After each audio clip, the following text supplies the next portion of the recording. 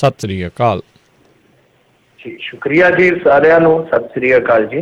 ਸਾਡੇ ਅੱਜ ਦੇ ਪ੍ਰੋਗਰਾਮ ਖਬਰ ਤੇ ਨਜ਼ਰ ਉਸ ਨੂੰ ਸਪਾਂਸਰ ਕਰਦੇ ਨੇ ਖਾਲਸਾ ਇੰਸ਼ੋਰੈਂਸ ਏਜੰਸੀ ਵਾਲੇ, ਜਿਨ੍ਹਾਂ ਦੇ ਕੋਲੋਂ ਤੁਸੀਂ ਹਰ ਇੱਕ ਤਰੀਕੇ ਦੇ ਇੰਸ਼ੋਰੈਂਸ ਕਰਵਾ ਸਕਦੇ ਹੋ। ਇੰਸ਼ੋਰੈਂਸ ਬਾਰੇ ਪਤਾ ਕਰਨ ਲਈ ਕਾਲ ਕਰ ਸਕਦੇ ਹੋ ਨੰਬਰ 408 272 2500 ਦੇ ਉੱਤੇ 4082722500। ਇਸ ਦੇ ਨਾਲ Krishan Dhanota university, Baljinder Singh Nijjar Woodland, Sucha Singh Jaskaran Singh, Gurpartap Singh Fresno, Paramjit Kaur Angi Vacaville, Jarnail Singh Lynnwood Washington, Harjit Singh Surinder Kaur Aujla Dale City, GN tyre and lube ਵਾਲੇ, ਜਿਨ੍ਹਾਂ ਦੇ ਕੋਲੋਂ ਤੁਸੀਂ truck wash, oil change, air brake ਦਾ ਕੰਮ ਕਰਵਾ ਸਕਦੇ ਹੋ। ਨਵੇਂ ਪੁਰਾਣੇ ਟਾਇਰ ਵਾਜਿਬ ਕੀਮਤਾਂ 'ਤੇ ਖਰੀਦ ਸਕਦੇ ਹੋ। ਸੈਂਟਾਨੈਲਾ ਮਡੇਰੇ ਦੇ ਵਿੱਚ ਲੋਕੇਸ਼ਨ ਨੇ। ਕਾਲ ਕਰ ਸਕਦੇ ਹੋ Nimma Sahota 209 277 0113। West Coast Truck Driving School Fresno ਵਾਲੇ, ਜਿਹੜੇ ਕਿ ਤੁਹਾਨੂੰ ਟਰੱਕ ਦਾ ਲਾਇਸੈਂਸ ਵਧੀਆ ਸਿਖਲਾਈ ਦੇ ਕੇ ਘੱਟ ਸਮੇਂ ਦੇ ਵਿੱਚ ਲੈਣ 'ਚ ਸਹਾਇਤਾ ਕਰਦੇ ਨੇ। ਕਾਲ ਅਜੀਤ ਅਟਵਾਲ 559 374 45 41 ਦੇ ਉੱਤੇ। ਇਹਨਾਂ ਸਾਰਿਆਂ ਦਾ ਬਹੁਤ ਬਹੁਤ ਧੰਨਵਾਦ। ਜੇਕਰ ਤੁਸੀਂ ਜਾਂ ਕੋਈ ਹੋਰ ਕਾਰੋਬਾਰ ਇਸ ਪ੍ਰੋਗਰਾਮ ਨੂੰ ਸਪਾਂਸਰ ਕਰਨਾ ਚਾਹੁੰਦੇ ਹੋ, ਸੰਪਰਕ ਕਰ ਸਕਦੇ ਹੋ ਨੰਬਰ 408 722 7698 ਦੇ ਉੱਤੇ। ਮਿੰਟੂ ਜੀ, ਗੱਲਬਾਤ ਦਾ ਸਿਲਸਿਲਾ ਸ਼ੁਰੂ ਕਰਦੇ ਜਾਈਏ। ਵੱਡੇ ਇਮਤਿਹਾਨ ਦਾ ਹੋ ਗਿਆ ਜੀ ਅੰਤ। ਹਰਿਆਣਾ ਸਰਕਾਰ ਨੇ ਜਿੱਤਿਆ ਭਰੋਸਾ, ਅਕਾਲੀਆਂ ਨੇ ਖੱਟਰ ਨੂੰ ਘੇਰਿਆ। हाँ जी बिल्कुल, ये कह लो कि घेरम घेर ही चलता पिया सीगा हर एक पासे। जे आपां देखिए हरियाणे की असैंबली दे विच तां खट्टर नूं घेरिया गया सीगा कि लै भाई तूं इम्तिहान दे, तां उस अग्नि प्रीखिया दे विच खट्टर एक वारी निकल गए आ ते बड़ी कामयाबी नाल निकले आ। वैसे अज सवेर तो ही वैसे तो जे तुसीं देखोगे तां पंजाब दा भी बजट सैशन चलदा पिया, उन्हां दा भी चलदा पिया, गुआंढियां दा भी। तां हो की रहा सीगा कि पंजाब वाले इधर वेखण दी थां ते उधर वेंदे पए सीगे कि की बनूगा, और हरियाणे वाले ते 2-4 दिन तो पब्बां भार हो के डिकण डए सीगे कि की कटी कट्टा निकलदा, की पता शायद बाजी पलट जाए। पर इहदा इम्कान घट सीगा। हालांकि जे तुसीं देखोगे कि इन्ना दबाव सीगा जन नायक जनता पार्टी ते JJP ते कि इन्हां दे एक विधायक है दविंदर बबली जी, वो कल उन्होंने एक वीडियो में देखता पाया सी जिहदे विच वो कहते पे आ कि जे जनता दे विच जाना है ना तो सानू अंडर गारमेंट पा के जाने पैणगे, एडी साडी बुरी हालत हो गई है। तो मैं तो अपनी पार्टी नूं कहना कि दफा करो, सरकार छड्ड के ते पासे हो जाओ। तो तुसीं आप ही अंदाजा ला लो कि दबाव किहो जिहा सीगा, इस एजुकेशन का किहो जिहा दबाव है। ये दोवें चीज़ां ने कि उस टाइम भी सीगा और अज भी ये दबाव जिहड़ा है। क्योंकि जे तुसीं देखोगे तो खट्टर सरकार ने उत्थे बहुमत ते साबित कर दिता। मतलब कि जिद्दां तुसीं देखोगे 90 उत्थे कुल सीटां ने, जिवें अपने इत्थे 117 आ, तां 90 दे विचों 2 खाली आ, तां कुल किन्नियां रह गईयां 88। 88 नूं अद्धो अध कर दो 44 रह गईयां, तां उहदे चों एक वध खड़नी हुंदी आ, तां 45 चाहीदे सी इन्हां नूं। ते इन्हां दे कोल जोटे किन्ने आ, जो इन्हां ने दावा कीता सीगा कि साडे कोल 55 दा समर्थन है, तो 55 ही इन्हां दे हक दे विच नितर पए, यानी कोई घाटा वाधा नहीं होया। ते उधर जिहड़ा बेभरोसगी मता लिआंदा सी उहदे समर्थन दे विच 32 55 32 87 एक जिहड़े स्पीकर आ उन्हां ने अपनी वोट नहीं पुगताई। तां इस सूरत दे विच बहुत आसानी दे नाल खट्टर सरकार जिहड़ी आ ओह बहुमत साबित करन दे विच कामयाब रही आ।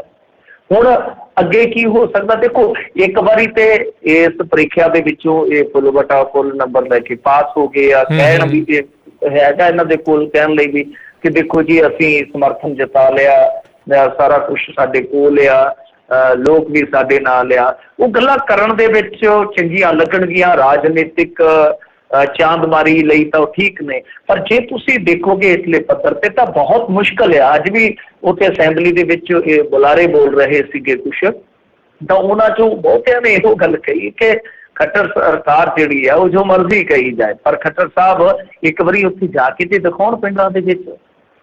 ऐसी चर्चा जिहड़ी आ वो चलदी रही कि हुण अगे की होएगा, हुण अगे की होएगा। पर मैनूं लगता कि अगे जो होएगा भारतीय जनता पार्टी वास्ते बहुत भैड़ा होण जा रहा। क्यों? क्योंकि देखो केंद्र सरकार इन्हां दे कोल अपनी है, वो जुगाड़बंदी करन दे विच उस तरह ही मार आ। ते वैसे भी जिहड़ा बंदा सरकार दे विच साल 1.5 साल पौने 2 साल रह लिया होवे, ਉਹਦੇ बहुत सारे वीक पॉइंट ਜਿਹੜੇ ਆ हो जाते हैं। तो इधर तो ਜੇ ਤੁਸੀਂ ਦੇਖੋਗੇ ਚੌਟਾਲਾ ਫੈਮਿਲੀ ਵਾਸਤੇ ਸਭ ਤੋਂ ਵੱਡੀ ਰਾਹਤ ਇਹ ਆ ਕਿ ਓਮ ਪ੍ਰਕਾਸ਼ ਹੋਰੀ ਜਿਹੜੇ ਆ ਉਹ ਕੈਦ ਕੱਟੀ ਜਾਂਦੇ ਆ, ਜਦ ਕਿ ਆਨੰਦ ਵਾਰੀ ਜ਼ਿੰਦਗੀ ਦਾ ਲਈ ਜਾ ਰਹੇ ਆ, ਲੁਤਫ ਲੈ ਰਹੇ ਨੇ। ਤਾਂ ਉਹਨਾਂ ਦੀ ਜੋ ਪੈਰੋਲ ਹੈ ਉਹ ਚੱਲਦੀ ਰਹਿੰਦੀ ਹੈ, ਆ ਗਿਆ ਤੇ ਚੱਲ ਗਿਆ। ਸਹੂਲਤਾਂ ਜੇਲ੍ਹ ਦੇ ਵਿੱਚ ਵੀ ਬਥੇਰੀਆਂ ਮਿਲ ਜਾਂਦੀਆਂ ਇਹਨਾਂ ਨੂੰ, ਤੇ ਜਦ ਤੰਗ ਕਰਨਾ ਹੋਵੇ ਤੇ ਬਹੁਤ ਪੱਖਾਂ ਤੋਂ ਤੰਗ ਕੀਤਾ ਜਾ ਸਕਦਾ। ਤਾਂ ਇੱਕ ਤਰ੍ਹਾਂ ਨਾਲ ਕਹਿ ਲਓ ਕਿ ਇਹਨਾਂ ਦੀ ਮਜਬੂਰੀ ਆ, JJP ਵਾਲੇ ਛੱਡਣਗੇ ਨਹੀਂ। ਪਰ ਮੇਰੇ ਖਿਆਲ ਦੇ ਨਾਲ ਜੇ ਕਿਤੇ ਫੈਸਲਾ ਲੈ ਲੈਂਦਾ ਦੁਸ਼ਯੰਤ ਚੌਟਾਲਾ, ਅੱਜ ਉਹਦੀ ਰਾਜਨੀਤੀ ਦਾ ਇੱਕ ਤਰ੍ਹਾਂ ਨਾਲ ਕਹਿ ਲਓ ਕਿ ਜਿਵੇਂ ਜੰਮਣ ਤੋਂ ਪਹਿਲਾਂ ਨੇ ਆਪਾਂ ਕਹਿੰਦੇ ਕਿ ਗਲ ਘੁੱਟਿਆ ਗਿਆ, ਤਾਂ ਇਹ ਰਾਜਨੀਤਿਕ ਪਾਰਟੀ ਜਿਹੜੀ ਆ ਉਹ ਜਨਮ ਲੈ ਕੇ ਬੜੀ ਜਲਦੀ ਗਰੋ ਹੋਣ ਜਾ ਰਹੀ ਸੀਗੀ। ਤਾਂ ਉਹਦਾ ਇੱਕ ਤਰ੍ਹਾਂ ਨਾਲ ਕਹਿ ਲਓ ਕਿ ਗਿੱਟਾ ਗੋਡਾ ਮੁੱਛੇ ਆ ਗਿਆ ਇਸ ਟਾਈਮ, ਤਾਂ ਬਹੁਤ ਔਖਾ ਹੈ। ਤੇ ਜੇ ਸਟੈਂਡ ਲੈ ਲੈਂਦਾ, ਜਿੰਨਾ ਇਸ ਟਾਈਮ ਹਰਿਆਣੇ ਦੇ ਵਿੱਚ ਕਿਸਾਨ ਐਜੂਕੇਸ਼ਨ ਭਖਿਆ ਪਿਆ ਮਗਿਆ ਪਿਆ, ਤਾਂ ਮੇਰੇ ਖਿਆਲ ਦੇ ਨਾਲ ਹੋਰ ਵੀ ਉਚਾਈਆਂ ਤੇ ਚਲੇ ਜਾਂਦਾ ਦੁਸ਼ਯੰਤ ਚੌਟਾਲਾ। ਪਰ ਕਿਉਂਕਿ ਉਹਨਾਂ ਦੇ ਵਿਅਕਤੀਗਤ ਫੈਸਲੇ ਆ, ਪਾਰਟੀ ਪੱਧਰ ਦੇ ਫੈਸਲੇ, ਆਪਾਂ ਕੁਛ ਨਹੀਂ ਕਰ ਸਕਦੇ। ਪਰ ਜੋ ਹੇਠਲੇ ਪੱਧਰ ਤੇ ਲੋਕ ਸੋਚ ਰਹੇ ਸੀਗੇ ਕਿ ਦੁਸ਼ਯੰਤ ਚੌਟਾਲਾ ਅੱਜ ਵੀ ਇਹ ਕਰੂਗਾ, ਕੱਲ ਵੀ ਇਹ ਕਰੂਗਾ। ਹਾਲਾਂਕਿ ਜੇ ਤੁਸੀਂ ਦੇਖੋਗੇ ਕੁਝ ਸਮੇਂ ਤੋਂ ਇਹਨਾਂ ਦੇ ਜਿਹੜੇ ਬਿਆਨ ਆ ਉਹ ਇੱਕ ਦੂਜੇ ਦੇ ਵਿਰੋਧ ਦੇ ਵਿੱਚ ਵੀ ਨਜ਼ਰ ਆਉਂਦੇ ਆ। ਚਾਹੇ ਭਾਰਤੀ ਜਨਤਾ ਪਾਰਟੀ ਦੀ ਆਪਾਂ ਗੱਲ ਕਰਦੇ ਹਾਂ ਤਾਂ ਦੂਸਰੇ ਪਾਸੇ ਇਹਨਾਂ ਦੀ ਗੱਲ ਕਰਦੇ ਆ, ਜਾਂ ਆਜ਼ਾਦ ਵਿਧਾਇਕ ਜਿਹੜੇ ਸਮਰਥਨ ਦੇ ਰਹੇ ਆ ਉਹਨਾਂ ਦੀਆਂ ਵੀ ਸਟੇਟਮੈਂਟਾਂ ਕਿ ਆਪਸ ਦੇ ਵਿੱਚ ਵਿਰੋਧਾਭਾਸ ਤਾਂ ਹੈ ਕੁਝ ਮੁੱਦਿਆਂ ਨੂੰ ਲੈ ਕੇ। MSP ਨੂੰ ਲੈ ਕੇ ਦੁਸ਼ਯੰਤ ਚੌਟਾਲਾ ਕਹਿ ਚੁੱਕਾ ਕਿ ਜੇ MSP ਖਤਮ ਹੋਊਗੀ ਮੈਂ ਉਸੇ ਵੇਲੇ ਸਰਕਾਰ ਚੋਂ ਬਾਹਰ ਆ ਜਾਊਂਗਾ। ਪਰ ਉਹ ਤਾਂ MSP ਪਤਾ ਹੀ ਆਪਾਂ ਨੂੰ ਕਿ ਹਾਲ ਦੀ ਘੜੀ ਖਤਮ ਨਹੀਂ ਹੋਣੀ, ਉਹ ਹੌਲੇ ਹੌਲੇ ਪੋਲੇ ਪੋਲੇ ਖਤਮ ਕੀਤੀ ਜਾਊਗੀ। ਪਰ ਜੋ ਵੀ ਹੈ ਇਸ ਵੇਲੇ ਇਮਤਿਹਾਨ ਚੋਂ ਪਾਸ ਹੋ ਗਏ, ਪਰ ਅਸਲ ਇਮਤਿਹਾਨ ਫਿਰ ਉਹੀ ਹੈ ਕਿ ਥੱਲੇ ਜਾਓਗੇ ਤਾਂ ਫਿਰ ਪਤਾ ਲੱਗਣਾ। ਕਿਉਂਕਿ ਬਹੁਤ ਵੱਡੇ ਪੱਧਰ ਤੇ ਲੋਕਾਂ ਨੇ ਜਾ ਕੇ ਇਹਨਾਂ ਨੂੰ ਇਸ ਵੋਟ ਤੋਂ ਪਹਿਲਾਂ ਜਿਹੜੀ ਇਹਨਾਂ ਨੇ ਅੱਜ ਭੁਗਤਾਉਣੀ ਸੀ, ਮੰਗ ਪੱਤਰ ਦਿੱਤੇ ਜਾ ਕੇ ਘਰਾਂ ਦੇ ਗੇਟਾਂ ਤੇ ਚਿਪਕਾਏ ਗਏ ਕਿ ਤੁਸੀਂ ਕਿਸਾਨ ਦੇ ਨਾਲ ਖੜੋ। ਤਾਂ ਅੱਜ ਜ਼ਾਹਰ ਹੋ ਗਿਆ ਕਾਂਗਰਸ ਦੇ ਜਿਹੜੇ ਜਿੱਤੇ ਸੀ ਉਹ ਤੇ 2 ਐਸੇ ਵਿਧਾਇਕ ਹੈ ਜਿਹੜੇ ਮਤਲਬ ਕਿ ਕਿਸਾਨਾਂ ਦੇ ਨਾਲ ਖੁੱਲੇ ਰੂਪ ਦੇ ਵਿੱਚ ਖੜ ਗਏ, ਤਾਂ 32 ਆ। ਬਾਕੀ ਹਰਿਆਣਵੀ ਲੋਕਾਂ ਨੂੰ ਪਤਾ ਲੱਗ ਗਿਆ ਕਿ ਆ ਵਿਧਾਇਕ ਆ ਜਿਹੜਾ ਉਹ ਸਾਡੇ ਉਲਟ ਖਲੋਤਾ। ਹੁਣ ਉਲਟ ਖਲੋਤਾ ਉਸ ਤੋਂ ਬਾਅਦ, ਕਿਉਂਕਿ ਦੇਖੋ ਸਰਕਾਰ ਦਾ ਸਮਾਂ ਤੇ ਬੀਤ ਹੀ ਜਾਂਦਾ। ਹੁਣ ਕੈਪਟਨ ਅਮਰਿੰਦਰ ਸਿੰਘ ਸਰਕਾਰ ਬਣੀ ਸੀਗੀ ਤੇ ਆਹ ਦੇਖ ਲਓ ਉਹ ਲੱਗਦਾ ਜਿਵੇਂ ਕੱਲ ਦੀ ਗੱਲ ਹੋਵੇ, ਲੋਕ ਖੁਸ਼ ਸਨ ਕਿ ਪਰਿਵਰਤਨ ਹੋ ਗਿਆ, ਬਦਲਾਅ ਹੋ ਗਿਆ। ਉਹ ਇਸ ਤਰ੍ਹਾਂ ਹੀ ਲੱਗਦਾ ਬਦਲਾਅ ਨਹੀਂ ਹੋਇਆ, ਬਦਲਾ ਹੀ ਹੋਇਆ ਸਾਡੇ ਨਾਲ ਕਿ ਇੱਕ ਮੁੱਠੀ ਚੱਕ ਦੂਜੀ ਤਿਆਰ ਹੈ। ਤਾਂ ਹੁਣ ਉਹ ਜੇ ਤੁਸੀਂ ਦੇਖੋਗੇ ਤਾਂ 4 ਸਾਲ ਤਾਂ ਲੰਘ ਗਏ ਆ, 1 ਸਾਲ ਰਹਿ ਗਿਆ, ਸਰਕਾਰ ਗਈ। ਤਾਂ ਇਹਨਾਂ ਦਾ ਵੀ ਇਹੋ ਹਾਲ ਆ ਕਿ ਵੇਖ ਲਓ ਸਾਲ ਦੂਜਾ ਚੜ੍ਹ ਗਿਆ ਤੇ ਆਉਣ ਵਾਲੇ 3 ਸਾਲਾਂ ਦੇ ਵਿੱਚ ਪਤਾ ਨਹੀਂ ਕੀ ਹੋਏਗਾ, ਸਰਕਾਰ ਦੇ ਉੱਪਰ ਚੜੂ ਜਾਂ ਨਾ। ਪਰ ਉਸ ਤੋਂ ਬਾਅਦ ਇਹਨਾਂ ਦਾ ਹਸ਼ਰ ਜੇ ਮੰਨ ਲਓ ਇਸੇ ਤਰ੍ਹਾਂ ਹੀ ਐਜੂਕੇਸ਼ਨ ਜਿਹੜਾ ਅੱਗੇ ਵੱਧਦਾ ਰਿਹਾ ਜਾਂ ਲੋਕਾਂ ਦੇ ਵਿੱਚ ਇਹਨਾਂ ਪ੍ਰਤੀ ਜਿਹੜਾ ਗੁੱਸਾ ਆ ਰੋਹ ਆ ਉਹ ਇਸੇ ਤਰ੍ਹਾਂ ਹੀ ਮੌਜੂਦ ਰਿਹਾ, ਤਾਂ ਮੈਨੂੰ ਵੀ ਲੱਗਦਾ ਕਿ ਆਉਣ ਵਾਲੇ ਸਮੇਂ ਦੇ ਵਿੱਚ ਇਹਨਾਂ ਦਾ ਜਿਹੜਾ ਸਿਆਸੀ ਕੈਰੀਅਰ ਆ ਉਹ ਬੜਾ ਸਮੂਥਲੀ ਚੱਲੇਗਾ। ਉਹਦੇ ਤੇ ਬਹੁਤ ਇਹਨਾਂ ਨੂੰ ਠੇਡੇ ਵੀ ਲੱਗ ਸਕਦੇ ਆ। ਜੀ ਜੀ ਬਿਲਕੁਲ। ਅਗਲੀ ਜਿਹੜੀ ਮਿੰਟੂ ਜੀ ਗੱਲ ਕਰੀਏ, ਕਹਿੰਦੇ ਸੰਯੁਕਤ ਕਿਸਾਨ ਮੋਰਚੇ ਨੇ ਹੁਣ ਐਲਾਨੇ ਆ ਨਵੇਂ ਪ੍ਰੋਗਰਾਮ। ਹਾਂਜੀ ਦੇਖੋ ਇਹਨਾਂ ਨੇ ਪ੍ਰੋਗਰਾਮ ਐਲਾਨ ਦਿੱਤੇ, ਪਰ ਇਹ ਵੀ ਨਾ ICC ਆਗੂ ਦੇ ਤੇਰੇ ਵੀ ਆ। ਅੱਜ ਕੱਲ੍ਹ ਉਹ ਵੀ ਜਿਵੇਂ ਕ੍ਰਿਕਟ ਦੇ ਪ੍ਰੋਗਰਾਮ ਨਾ ਫਟਾਫਟ ਰਿਲੀਜ਼ ਕਰ ਦਿੰਦੇ ਆ ਕਿ ਹਾਲੇ ਥੋੜ੍ਹੇ ਦਿਨ ਤਾਂ ਪਹਿਲਾਂ ਇਹਨਾਂ ਨੇ ਪ੍ਰੋਗਰਾਮ ਦਿੱਤਾ ਸੀਗਾ, ਸਭ ਨੂੰ ਯਾਦ ਹੀ ਹੋਣਾ। ਉਹਦੇ ਵਿੱਚ ਮੇਰੇ ਖਿਆਲ ਦੇ ਨਾਲ 15-17 ਤੱਕ ਦਾ ਪ੍ਰੋਗਰਾਮ ਤਾਂ ਪਹਿਲਾਂ ਹੀ ਐਲਾਨਿਆ ਸੀ। ਤਾਂ ਜੇ ਉਦੋਂ ਐਲਾਨਿਆ ਸੀ ਤਾਂ ਉਹਦੇ ਵਿੱਚ ਹੀ 23 ਸ਼ਾਮਲ ਕਰ ਲਈ ਜਾਂਦੀ। ਪਰ ਚਲੋ ਇਹਨਾਂ ਦੇ ਆਪਣੇ ਫੈਸਲੇ ਆ, ਕਿੰਤੂ ਪਰੰਤੂ ਕਾਹਨੂੰ ਕਰਨੇ ਆ।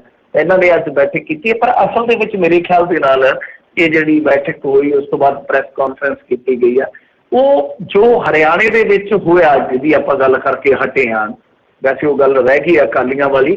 ਅਕਾਲੀਆਂ ਨੇ ਘਿਰਾਓ ਕੀਤਾ ਸੀਗਾ ਖੱਟਰ ਦਾ ਘਿਰਾਓ ਕਰ ਲਿਆ।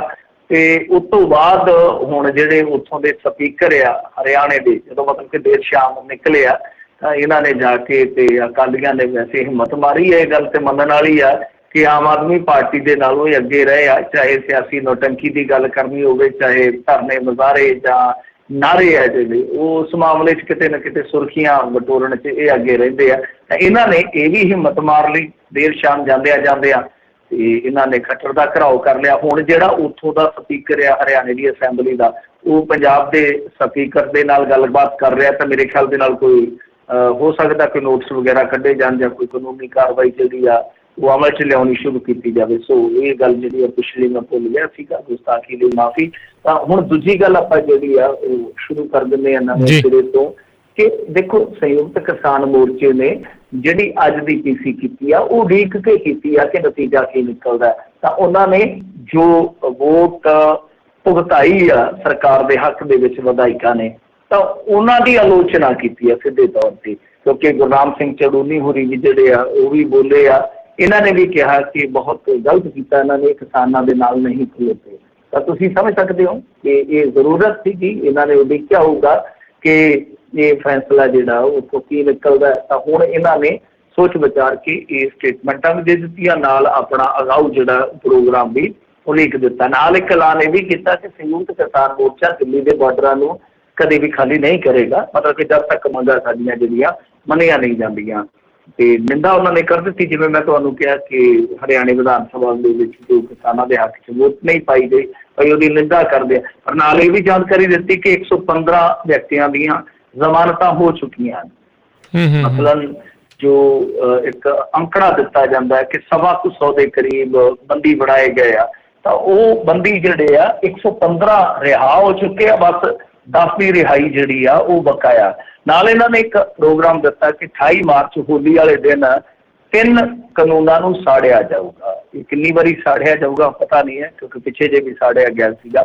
ਤਾਂ ਸ਼ਹੀਦ ਭਗਤ ਸਿੰਘ ਦੇ ਸ਼ਹੀਦੀ ਦਿਹਾੜੇ ਨੂੰ ਮਨਾਉਣ ਵਾਸਤੇ ਉਹਨਾਂ ਨੇ ਕਿਹਾ ਕਿ ਨੌਜਵਾਨ ਭਗਤ ਸਿੰਘ ਵਰਗੀਆਂ ਪੱਗਾਂ ਸਜਾ ਕੇ ਦਿੱਲੀ ਵੱਲ ਨੂੰ ਵਹੀਰਾਂ ਕੱਤਣ। ਇਹ ਨਵਾਂ ਪ੍ਰੋਗਰਾਮ ਹੈ। ਮੈਂ ਇਹਨੂੰ ਹੀ ਕਹਿ ਰਿਹਾ ਸੀਗਾ ਕਿ ਇਹਦੇ ਨਾਲ ਹੀ ਜੋੜਿਆ ਜਾ ਸਕਦਾ ਸੀ ਉਸ ਦਿਨ ਵੀ, ਕਿਉਂਕਿ 15-17 ਤਰੀਕ ਤੱਕ ਇਹਨਾਂ ਨੇ ਐਲਾਨਿਆ ਸੀਗਾ, 23 ਨੂੰ ਵੀ ਵਿੱਚ ਸ਼ਾਮਲ ਕਰ ਦਿੰਦੇ, ਕਿਉਂਕਿ 23 ਮਹੱਤਵਪੂਰਨ ਦਿਹਾੜਾ ਜੇ ਆਪਾਂ ਦੇਖੀਏ ਤਾਂ ਵੈਸੇ ਵੀ ਇਨਕਲਾਬੀ ਸੋਚ ਦੇ ਜਿਹੜੇ ਧਾਰਮੀ ਲੋਕ ਹੈ ਉਹਨਾਂ ਵਾਸਤੇ ਤਾਂ ਬਹੁਤ ਵੱਡਾ ਦਿਨ ਬਣ ਜਾਂਦਾ।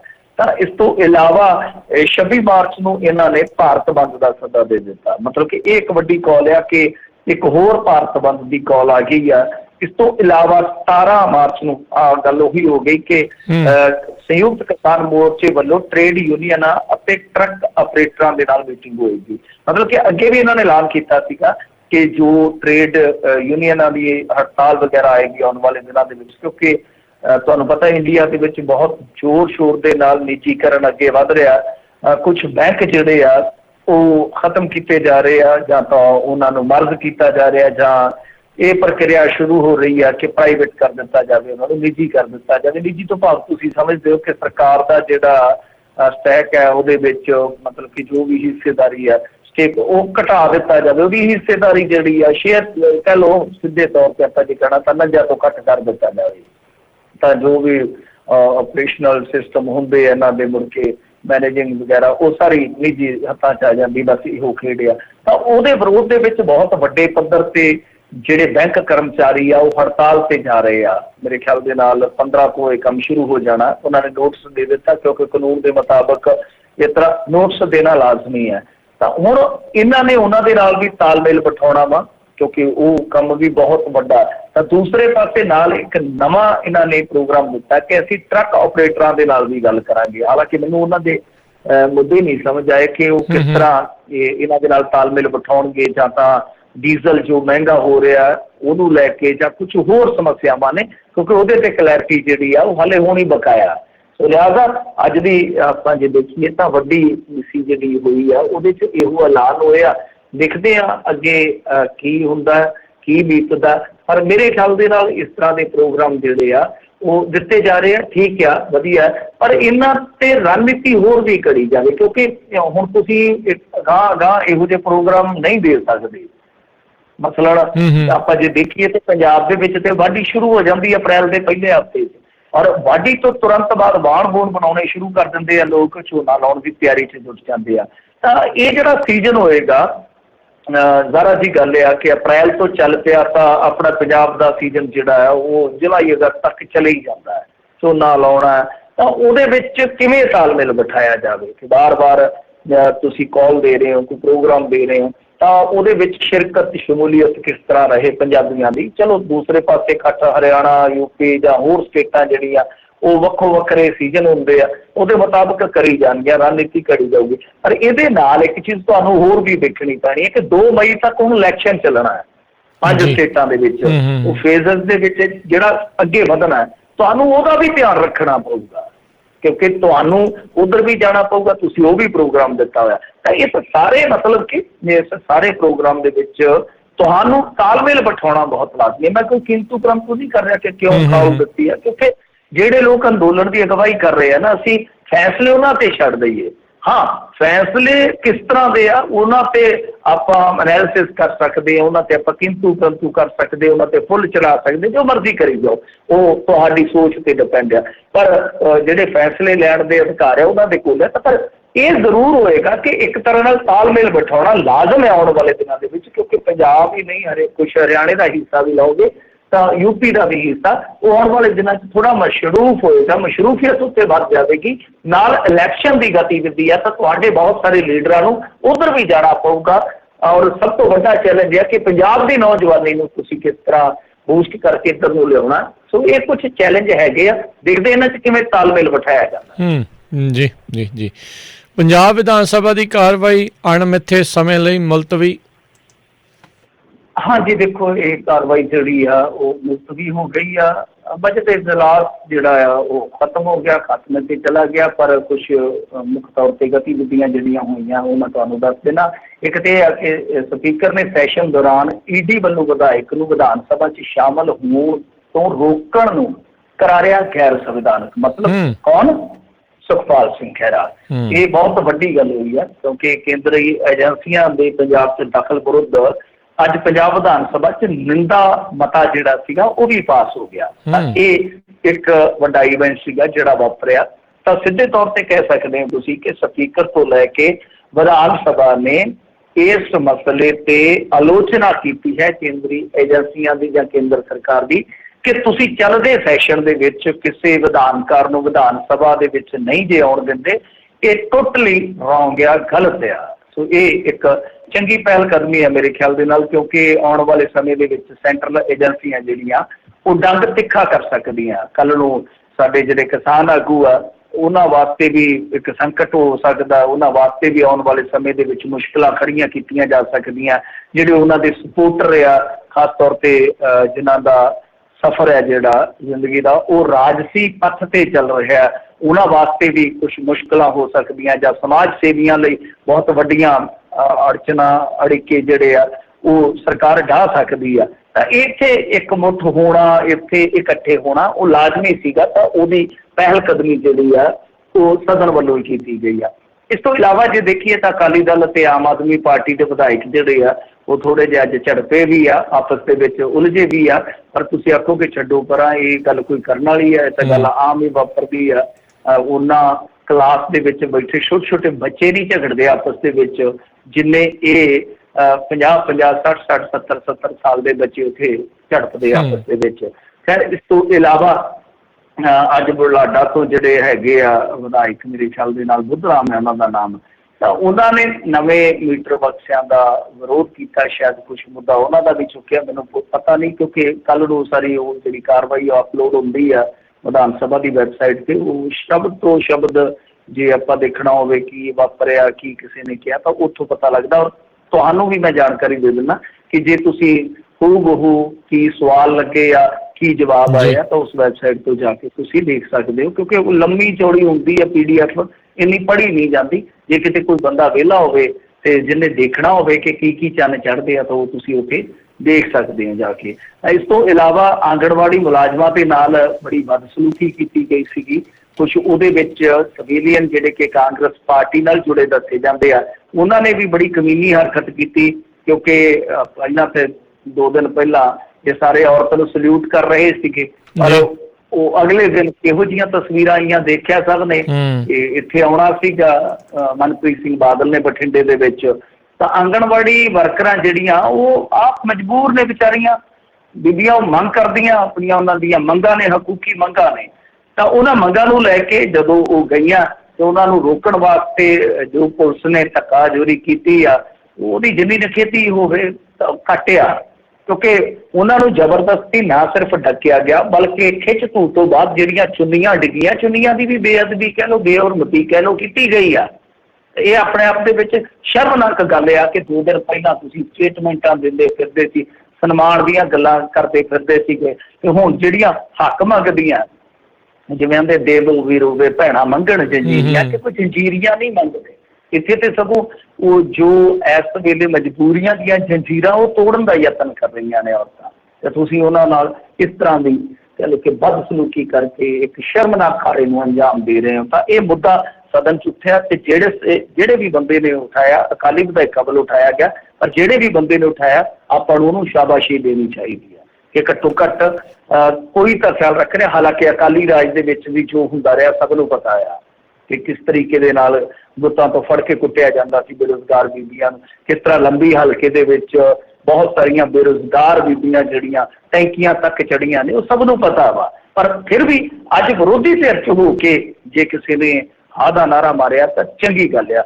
ਇਸ ਤੋਂ ਇਲਾਵਾ ਮੇਰੇ ਖਿਆਲ ਦੇ ਨਾਲ ਕਮਰ ਸੰਧੂ ਵੱਲੋਂ ਇਹ ਮੁੱਦਾ ਚੁੱਕਿਆ ਗਿਆ ਸੀਗਾ ਕਿ ਬਿਲਡਰਾਂ ਵੱਲੋਂ ਕਲੋਨੀਆਂ ਕੱਟ ਦਿੱਤੀਆਂ ਜਾਂਦੀਆਂ ਫਿਰ ਸਾਰਾ ਕੁਝ ਸਮੇਟ ਕੇ ਤੇ ਭੱਜ ਜਾਂਦੇ ਆ ਉਹ ਇਹ ਚੀਜ਼ ਜਿਹੜੀ ਆ ਉਹ ਰੋਕੀ ਜਾਣੀ ਚਾਹੀਦੀ ਆ ਤਾਂ ਇਹ ਬਿਲਡਰਾਂ ਵੱਲੋਂ ਕੱਟੀਆਂ ਕਲੋਨੀਆਂ ਦਾ ਮਸਲਾ ਕਿਉਂਕਿ ਉਹ ਖਰੜ ਜਿਹੜਾ ਕਿ ਮੋਹਾਲੀ ਦੇ ਬਿਲਕੁਲ ਬੁੱਕਲ 'ਚ ਵਸਿਆ ਉੱਥੋਂ ਵਿਧਾਇਕ ਨੇ ਤਾਂ ਉੱਥੋਂ ਦੀਆਂ ਸਮੱਸਿਆਵਾਂ ਕੁਝ ਵੱਖਰੀ ਕਿਸਮ ਦੀਆਂ ਕਿਉਂਕਿ ਸ਼ਹਿਰੀਕਰਨ ਉੱਥੇ ਬਹੁਤ ਜ਼ਿਆਦਾ ਹੋਇਆ ਉਸ ਏਰੀਏ ਦੇ ਵਿੱਚ ਇਸੇ ਤਰ੍ਹਾਂ ਹਰਿੰਦਰਪਾਲ ਚੰਦੂ ਮਾਜਰਾ ਜੀ ਮਤਲਬ ਕਿ ਜਿਹਨਾਂ ਨੂੰ ਜੂਨੀਅਰ ਚੰਦੂ ਮਾਜਰਾ ਤੁਸੀਂ ਕਹਿ ਸਕਦੇ ਹੋ ਇਹ ਪ੍ਰੋਫੈਸਰ ਨਹੀਂ ਹੈ ਇਹਨਾਂ ਦੇ ਨਾਂ ਨਾਲ ਪ੍ਰੋਫੈਸਰ ਨਹੀਂ ਲਾਉਣਾ ਕਦੇ ਤਾਂ ਇਹਨਾਂ ਨੇ ਪਟਿਆਲਾ 'ਚ ਕਿਸਾਨਾਂ ਨੂੰ ਸਿੰਚਾਈ ਲਈ ਨਹਿਰੀ ਪਾਣੀ ਦੇਣ ਨੂੰ ਲੈ ਕੇ ਮੁੱਦਾ ਜਿਹੜਾ ਉਹ ਚੁੱਕਿਆ ਇਹ ਚੰਗੀ ਗੱਲ ਹੈ ਮੈਂ ਤਾਂ ਕਹਿੰਦਾ ਸਾਰੇ ਪੰਜਾਬ ਨੂੰ ਨਹਿਰੀ ਪਾਣੀ ਮਿਲਣਾ ਚਾਹੀਦਾ ਅਸੀਂ ਟਿਊਬਵੈੱਲਾਂ 'ਤੇ ਇੰਨਾ ਖਰਚ ਕਰ ਰਹੇ ਹਾਂ ਦੂਸਰੇ ਪਾਸੇ ਉਹ ਕੁਲਦੀਪ ਸਿੰਘ ਵੈਦ ਆ ਜਿਹੜੇ ਅਫਸਰਸ਼ਾਹੀ ਦੇ ਵਿੱਚੋਂ ਹੀ ਆਏ ਆ ਵਿਧਾਇਕ ਆ ਇਹਨਾਂ ਦੇ ਉਹ ਉੱਥੇ ਸਵਾਲ ਜਵਾਬ ਦੀ ਜਦੋਂ ਕਾਰਵਾਈ ਚੱਲਦੀ ਸੀ ਸਵਾਲ ਜਵਾਬ ਦੀ ਕਾਰਵਾਈ ਚੱਲਣ ਦੇ ਦੌਰਾਨ ਹੀ ਉਹਨਾਂ ਨੇ ਆਪਣਾ ਫੋਨ ਜਿਹੜਾ ਚੁੱਕ ਲਿਆ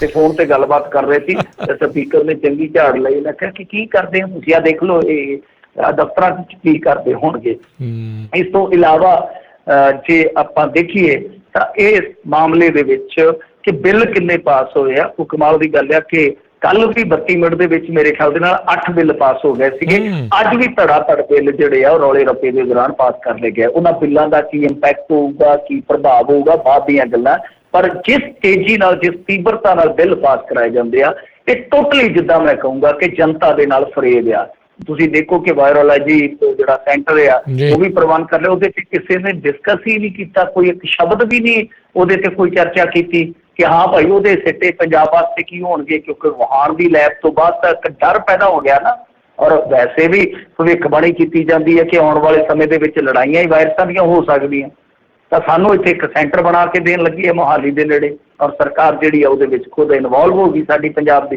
ਕੋਈ ਉਹਦੇ 'ਤੇ ਚਰਚਾ ਨਹੀਂ ਹੈ ਸੋ ਮੈਂ ਸਮਝਦਾ ਕਿ ਠੀਕ ਆ ਚਲੋ ਤੁਸੀਂ ਵਿਰੋਧ ਕਰਦੇ ਆ ਮਿੱਠੀਆਂ ਟੋਫੀਆਂ ਵੰਡੀਆਂ ਜਾਓ ਭਾਵੇਂ ਤੁਸੀਂ ਪੰਡਾ ਚੁੱਕੀ ਜਾਓ ਜੋ ਮਰਜ਼ੀ ਕਰੋ ਉਹ ਤੁਹਾਡੀ ਰਾਜਨੀਤੀ ਆ ਪਰ ਘੱਟੋ ਘੱਟ ਜਿਹੜੀ ਇਹ ਸੱਤਾ ਤੇ ਰਿਹਾ ਉਹਨੂੰ ਇਹ ਤੇ ਵੇਖਣਾ ਚਾਹੀਦਾ ਕਿ ਬਿੱਲਾਂ ਤੇ ਵਿਆਪਕ ਚਰਚਾ ਤਾਂ ਹੋਵੇ ਨਾ ਜੇ ਚਰਚਾ ਹੀ ਨਹੀਂ ਹੋਣੀ ਬਿੱਲਾਂ ਤੇ ਬਸ ਸਪੀਕਰ ਨੇ ਕਹਿ ਦੇਣਾ ਹਾਂ ਬਈ ਦੱਸੋ ਇੱਧਰ ਕੌਣ ਆ ਉੱਧਰ ਕੌਣ ਆ ਚਲੋ ਜੀ ਬਿੱਲ ਪਾਸ ਆ ਇੱਧਰ ਕੌਣ ਇਹ ਨਹੀਂ ਹੋਣਾ ਚਾਹੀਦਾ ਉੱਥੇ ਡਿਸਕਸ਼ਨ ਹੋਣੀ ਚਾਹੀਦੀ ਆ ਕਿ ਦੂਰਗਾਮੀ ਸਿੱਟੇ ਕੀ ਰਹਿਣਗੇ ਕੋਈ ਵੀ ਕਾਨੂੰਨ ਲਿਆਉਂਦੇ ਹੋ ਤੁਸੀਂ ਕੋਈ ਵੀ ਫੈਸਲਾ ਕਰਦੇ ਹੋ ਤਾਂ ਘੱਟੋ ਘੱਟ ਪੰਜਾਬ ਦੇ ਆਵਾਮ ਨੂੰ ਜਿਹੜਾ ਜਾਗਰੂਕ ਆ ਪੜ੍ਹਿਆ ਲਿਖਿਆ ਉਹਨੂੰ ਪਤਾ ਤੇ ਲੱਗੇ ਨਾ ਹੁਣ ਜਿਵੇਂ ਮੈਂ ਤੁਹਾਨੂੰ ਕਿਹਾ ਕਿ ਅੱਡੇ ਸੱਟੇ ਦੇ ਵਿੱਚ ਇਹਨਾਂ ਨੇ 25-30 ਬਿੱਲ ਪਾਸ ਕਰ ਦਿੱਤੇ ਸਾਡੇ ਵਰਗੇ ਨੂੰ ਪਤਾ ਹੀ ਨਹੀਂ ਲੱਗ ਰਿਹਾ ਕਿ ਕਿਹੜੇ ਕਿਹੜੇ ਬਿੱਲ ਨੇ ਉਹ ਹੁਣ ਲੱਭਾਂਗੇ 2-4 ਦਿਨਾਂ 'ਚ ਕਿ ਬਿੱਲ ਕਿਹੜੇ ਕਿਹੜੇ ਲਿਸਟ ਲੱਭਣੀ ਔਖੀ ਹੋ ਜਾਣੀ ਆ ਜੀ ਜੀ ਤੇ ਮਿੰਟੂ ਜੀ ਜਿਹੜੀ ਤੁਸੀਂ ਕਾਰਵਾਈ ਕਹਿੰਦੇ ਸੀ ਵੀ ਪੜ੍ਹ ਸਕਦੇ ਆ ਦੇਖ ਸਕਦੇ ਹੋ ਵੈਬਸਾਈਟ ਦਾ ਨਾਮ ਵੀ ਇੱਕ ਵਾਰੀ ਨਸ਼ਰ ਕਰ ਦਿਓ ਦੱਸ ਦਿਓ ਕੀ ਪਤਾ ਕੋਈ ਰੁਚੀ ਰੱਖਦਾ ਹੋਵੇ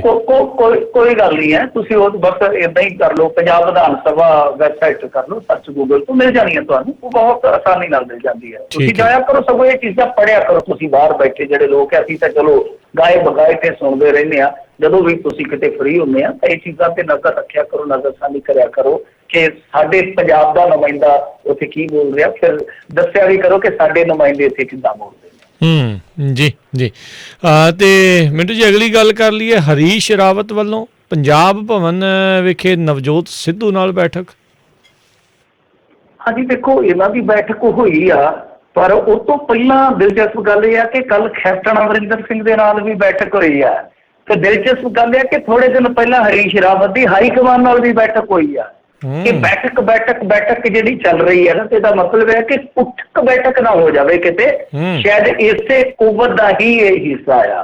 ਕਿਉਂਕਿ ਦੇਖੋ ਕੈਪਟਨ ਅਮਰਿੰਦਰ ਸਿੰਘ ਨੇ ਤਾਂ ਆਪਣਾ ਕੰਪੇਨ ਲਾਂਚ ਕਰ ਦਿੱਤਾ, ਮੁਨੀਮ ਵੀ ਰੱਖ ਲਿਆ ਉਹਨੇ ਕਿ ਕਿਸ ਤਰ੍ਹਾਂ ਆਪਾਂ ਰਾਹ ਜਾ ਕੇ ਲੋਕਾਂ ਦੇ ਨਾਲ ਸੌਦੇਮਾਰੀ ਕਰਨੀ ਆ, ਤਾਂ ਉਹ ਤਾਂ ਮੁਨੀਮ ਵੀ ਰੱਖ ਲਿਆ, ਹਾਇਰ ਕਰ ਲਿਆ। ਉਹ ਤਾਂ ਇੱਕ ਤਰ੍ਹਾਂ ਨਾਲ ਕਹਿ ਲਓ ਕਿ ਅਫੀਸ਼ੀਅਲੀ ਅਣ ਐਲਾਨੇ ਉਹ ਮੁੱਖ ਮੰਤਰੀ ਦੇ ਦਾਅਵੇਦਾਰ ਬਣ ਗਏ ਆ, ਅਫੀਸ਼ੀਅਲੀ ਵੀ ਹੈ ਤੇ ਅਣ ਐਲਾਨੇ ਵੀ ਆ।